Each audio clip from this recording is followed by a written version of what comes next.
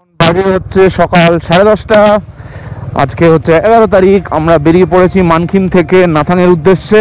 একটু দেরি হয়ে গেল, তো এই কথাটা প্রত্যেক দিনই বলতে হচ্ছে, দেরি হয়ে গেল মানে রোজই দেরি হয়ে যাচ্ছে। ভালোই ওয়েদার আছে, ক্লিয়ার ওয়েদার। সকালবেলা কাঞ্চনজঙ্ঘার ভালো মুখ দেখেছি। এবার দেখি নাথাংয়ে গিয়ে কীরকম কী ওয়েদার থাকে। তো আমাদের ফার্স্ট কাজ হচ্ছে রংলি যাব। সেখানে গিয়ে আমাদের কেশব ভাই পারমিট পাঠিয়ে দিয়েছে, সফট কপি মোবাইলে হোয়াটসঅ্যাপ করে দিয়েছে।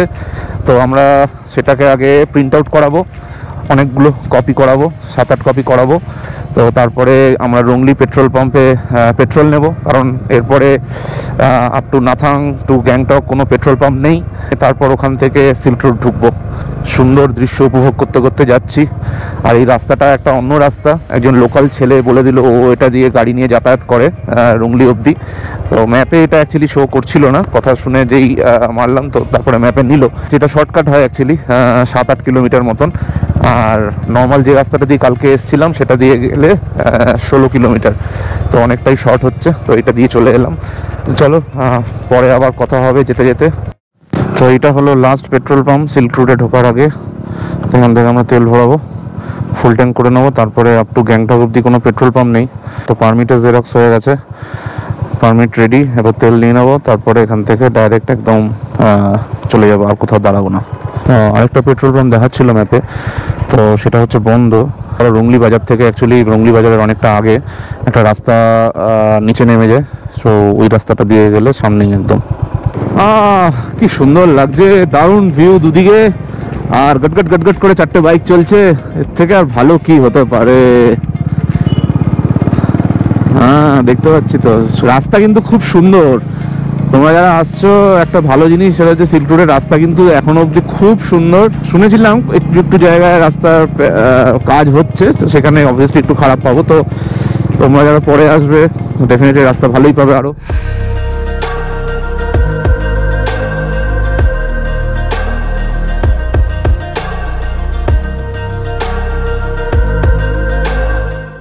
আমরা লিংতাম চেকপোস্ট পেরিয়ে এলাম। এটা ফার্স্ট চেকপোস্ট ছিল আমাদের। 1 কপি পারমিট জমা নিয়ে নিল, মানে একটা জেরক্স আর কি, জমা নিয়ে আমাদের ছেড়ে দিল। তো একটা কপি সাইন করে আমাদের দিয়ে দিল। সেই সাইন কপিটা আমাদের লাস্ট চেকপোস্ট, মানে 3rd মাইল চেকপোস্ট, যেটা গ্যাংটক ঢোকার আগে, ওইখানে দিতে হবে। সামনে আছে আরেকটা চেকপোস্ট পাদামচেনে আরেক কপি দিতে হবে। অবশ্যই মোটামুটি 7-8 কপি পারমিটের জেরক্স করিয়ে নেবে।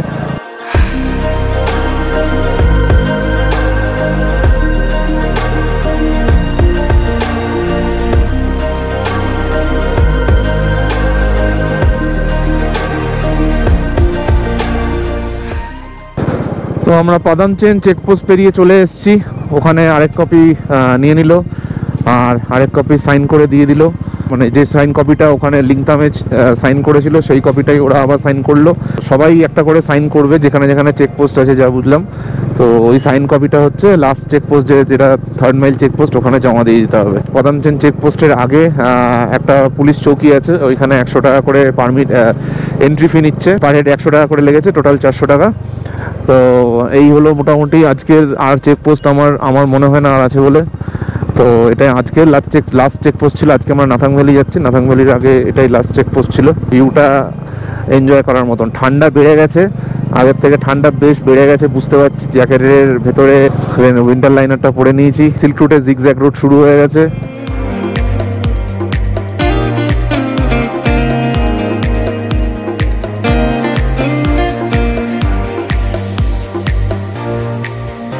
পাদামচেন থেকে বেশ কিছু জায়গায় রাস্তা খারাপ আছে, রাস্তার কাজ চলছে, দেখতেই পাচ্ছ।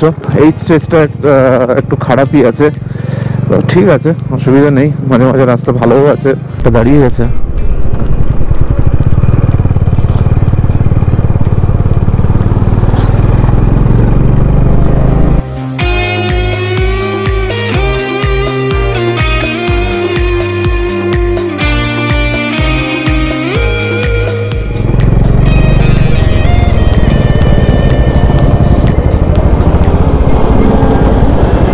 বেরিয়ে যাবে। এই চলে এসেছি আমরা জুলুক পেরিয়ে অনেকটা।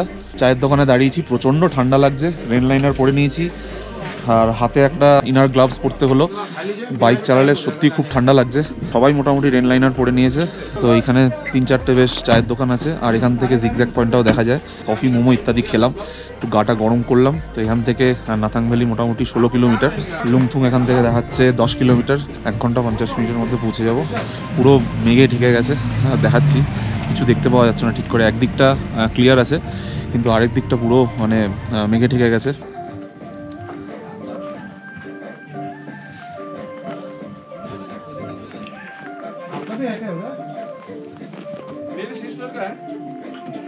এই দুটো বাইক, এটা অমরনাথের, এটা ট্রায়াম্ফ, এটা অঙ্কনের। খুব ঠান্ডা লাগছে। এই আমার হন্ডা, রায়নের ইন্টারসেপ্টর। তো লিটারেলি ইঞ্জিনে হাত সেঁকতে হচ্ছে, হাতে এত ঠান্ডা লাগছে। ইঞ্জিনের সামনে গিয়ে হাত নিয়ে গরম করছি। হ্যালো, আমরা এখানে দাঁড়িয়েছি কফি খেতে। Hi friends. অমরনাথ রান্নাঘরের মধ্যে ঢুকে গেছে, কফি, অমলেট, মোমো যা পাচ্ছে খেয়ে যাচ্ছে। রান্নাঘরে ঢুকে কি করছে? অমরনাথ হাই বলে দাও। হাই বলার মতো কন্ডিশন নেই, হাত পুরো জমে গেছে। লুংথুং এখান থেকে আরো 3 কিলোমিটার। একটু একটু হালকা হালকা শ্বাসকষ্ট হচ্ছে, অতটা না। ভিউটা অসাধারণ ছিল, যদি মেঘটা না থাকতো অসাধারণ ভিউ পাওয়া যেত। আমরা ওই জিগজ্যাগ রোডটা দেখতে পেলাম না এত মেঘ থাকার জন্য। তো এরকম নয় যে আমি দেখিনি আগে। আমি নিয়ে নাথাং ভ্যালি 3বার আসছি, ফার্স্ট টাইম বাইক নিয়ে। তো আগে দেখেছি জিগজ্যাগ রোডটা, সুন্দর লাগে দেখতে। তো আমার ফেসবুক প্রোফাইলে ছবি আছে, তোমরা কেউ দেখতে চাইলে দেখতে পারো। ঠান্ডাটা বাড়ছে আস্তে আস্তে। রাস্তা কিন্তু ওভারঅল আমি বলবো অ্যাভারেজ ভালোই।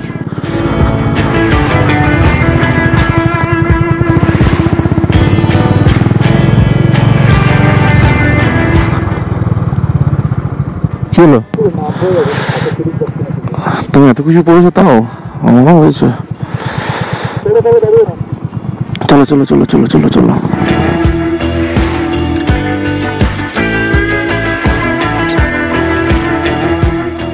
আস্তে আস্তে গাছপালা কমে গেছে, গাছের দেখা নেই, শুধু ওই নেড়া নেড়া গাছ, অরেঞ্জ কালার হয়ে গেছে শুকিয়ে।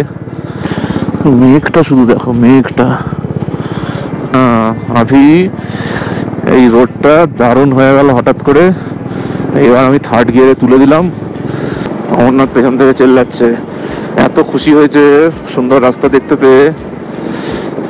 ওই দেখো পেছন থেকে টমিনান্নি হুশ করে আসছে। ওই দেখো কুয়াশা, দেখো তোমরা শুধু কুয়াশাটা দেখো, কিচ্ছু দেখা যাচ্ছে না, জাস্ট ওরে সারা হাড় কাঁপানো ঠান্ডা। মেঘের মধ্যে দিয়ে যাচ্ছি মোটামুটি। ক্রেনটা আমাকে তুলে নিও না প্লিজ।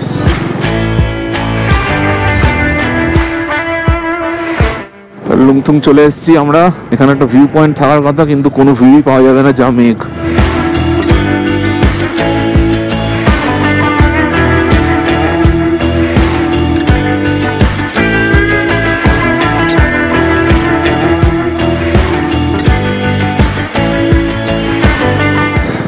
আরো উঠবো আমরা, আরো অ্যাসেন্ট আছে।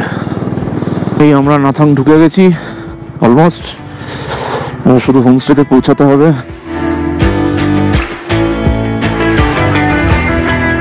কলকাতা থেকে নাথাং ভ্যালি চলে এলাম বাইক নিয়ে। ওফ, ভাবতেই অবাক লাগছে। হোমস্টেতে গিয়ে একটু চিল করতে হবে।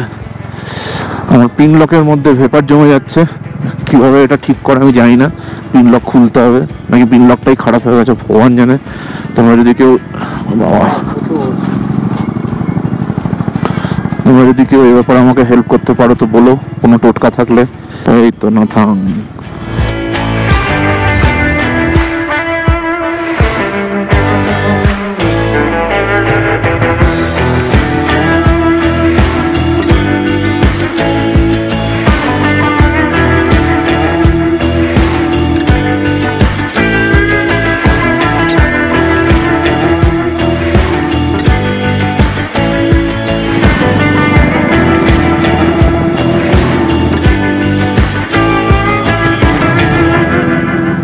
এখানে তো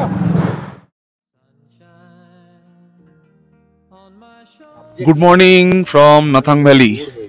তা এখন বেজে গেছে 7:30 মতন। আমরা দাঁত মেজে চা খেয়ে বেরিয়ে পড়েছি একটু এদিক ওদিক দেখতে। তো এখানে মনাস্টারি আছে, কৃষ্ণ মন্দির আছে, আর জাস্ট মানে এই ভ্যালিটা দেখার মতন নাথাং ভ্যালি। তো তোমরা দেখতেই পাচ্ছ আমার পিছনে কি সুন্দর, মানে এটা বেশ লাদাখ টাইপের ফিল আছে, সুন্দর লাগছে। আর আমাদের হোমস্টেটা হচ্ছে একটু ওপরে, সবাই ছবি টবি তুলছে, বেশ ভালো লাগছে, খুব সুন্দর লাগছে। তো এটা হচ্ছে সেই মনাস্টারিটা, আর এর উল্টো দিকে হচ্ছে এখানে এই যে কৃষ্ণ মন্দিরটা দেখতে পাচ্ছ, কিছু পতাকা উঠছে। তো এটা কৃষ্ণ মন্দিরটা,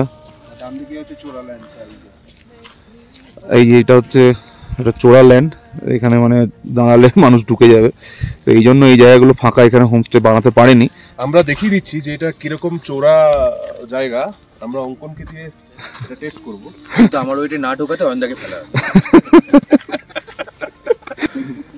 এই যে হোমস্টে গুলো সব এক জায়গায়, অদ্ভুতভাবে সব হোমস্টে গুলো মানে গাদাগাদি করে এক জায়গায় তৈরি হয়েছে।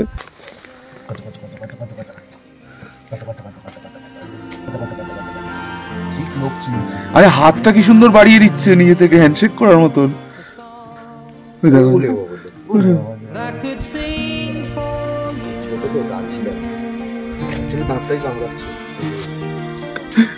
দেখো দেখো, তোমাকে ছাড়তেই চাইছি না।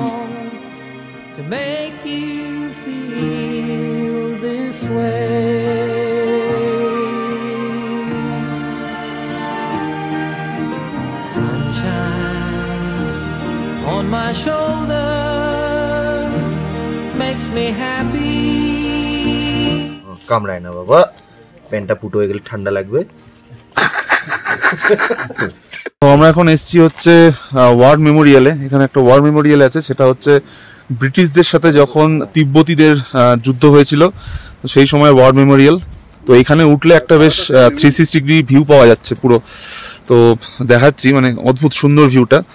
বেসিক্যালি তিব্বতীদের থেকে ব্রিটিশরা এই জায়গাটা ছিনিয়ে নিয়েছিল। তো এটা হচ্ছে ওয়ার মেমোরিয়াল, এখান থেকে ভিউটা দেখো, সুন্দর পুরো। এই যে নাথাং ভ্যালির পুরোটা দেখা যাচ্ছে, পুরো একটা 360 ডিগ্রি ভিউ। এবার দূরে হচ্ছে ওই কুপুপের রাস্তা চলে যাচ্ছে, আর এটা হচ্ছে ওয়ার মেমোরিয়ালটা। সুন্দর জায়গা, খুব সুন্দর জায়গা। আমরা দাঁড়িয়ে এখানে আপাতত ফটো সেশন করছি। এই আমরা রেডি হচ্ছি, এখন আমরা যাব হচ্ছে কুপুপ। তো কুপুপে একটাই হোমস্টে আছে, নীল অ্যান্ড নেহা হোমস্টে। দেখতেই পাচ্ছ সমস্ত গুছানো টুছানো চলছে। তো এইটা হচ্ছে আমাদের রুমটা, এখান থেকে ভিউটা দেখো, বেশ সুন্দর, মানে পাহাড়গুলো দেখা যাচ্ছে। তো এই হোমস্টেগুলো কালারফুল হওয়ার জন্য, নীল লাল বিভিন্ন রঙের হওয়ার জন্য বেশ ভালো লাগছে দেখতে। এটার নাম হচ্ছে কেশব হোমস্টে। তো যদি কেউ ফ্যামিলি নিয়ে আসে, ডেফিনেটলি এখানে থাকা উচিত না, যেহেতু এখানে খুব মিনিমাম বেসিক ফেসিলিটি, এখানে বেটার হোমস্টে আছে। তো এখানে নিয়েছিল আমাদের 900 পার ডে। তো খাওয়া দাওয়া মোটামুটি ঠিকই আছে, কিন্তু থাকার জায়গাটা একটু ছোট। বাথরুমের ফ্ল্যাশ ট্যাশগুলো কিংবা যে জেট স্প্রেগুলো, ওগুলো ঠিকঠাক কাজ করছিল না। তো চলো এরপর বেরোবো, যেতে যেতে কথা হবে। তো যাওয়ার পথে অনেক কিছু দেখার আছে, দেখে তারপর কুপুপ হোমস্টেতে ঢুকবো।